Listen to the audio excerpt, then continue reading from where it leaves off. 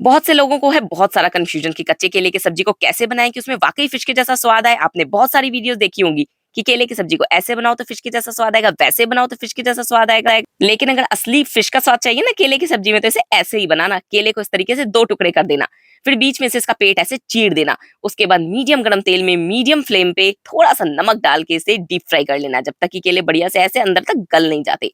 फिर इसे निकाल लेना और अब हम इसमें मसाले का तड़का लगाएंगे। तो यहाँ पे ले लिया आधा चम्मच नमक, 4 चम्मच धनिया पाउडर, आधा चम्मच हल्दी पाउडर और 1 चम्मच लाल मिर्च का पाउडर। इसे अच्छे से मिला लेंगे और केले का जो पेट खाली है ना, उसमें इस मसाले को ऐसे भर दो, बेचारा बहुत भूखा है। अब इसे ऐसे दबा के थोड़ा सा चिपटा कर लो।